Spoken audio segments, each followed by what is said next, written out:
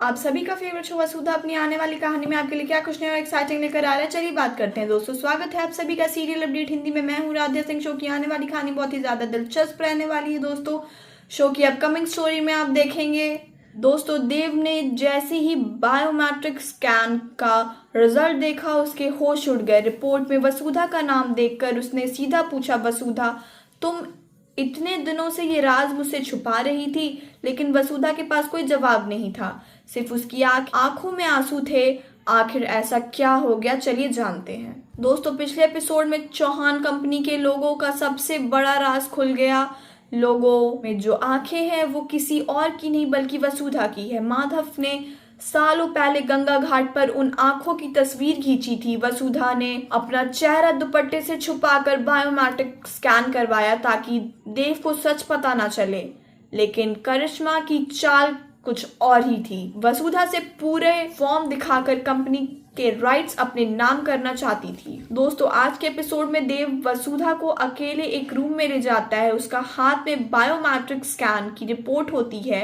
देव कहता है, वसुधा रिपोर्ट में तुम्हारा नाम है, ये आंखें तुम्हारी है। अगर तुम सब जानती थी तो मुझसे इतना बड़ा सच क्यों छुपाया? वसुधा धीरे से कहती है, देव मैं डर गई थी। मुझे लगा अगर सच सामने आ गया तो करिश्मा मुझे और आपको नुकसान पहुंचाएगी।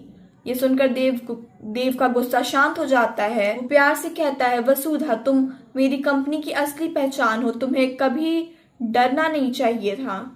तभी लॉयर एक पुरानी फाइल लेकर आता है। वो बताता है कि करिश्मा के पास वसुधा के साइन वाला एक पुराना फॉर्म है जिसमें राइट ट्रांसफर होने की बात लिखी हुई है। ये सुनकर देव गुस्से में अपनी मुट्ठी बांध लेता है। तभी वसुधा कहती है, मैं तब बहुत छोटी थी, मुझे बिल्कुल नहीं पता था कि मैं किस पेपर पर साइन कर रही हूँ। दोस्तों चंद्रिका ये सब चुपचाप सुन रही होती है। वो वसुधा के पास जाकर कहती है, बेटी उस वक्त तुम्हारे साथ कोई नहीं था, तुम्हारी मासूमियत का फायदा उठाया गया। वसुधा की आंखों में आंसू निकल आते हैं। वो कहती है, माँ मैंने कभी नहीं सोचा था कि मेरी आंखें एक दिन इस घर की पहचान बन जाएगी। चंद्रिका उसे गले लगा लेती है और कहती है, और मैंने भी कभी नहीं सोचा था कि जो बहू इस घर में नौकरानी बनकर आई थी वो एक दिन मेरी सबसे बड़ी ताकत बन जाएगी।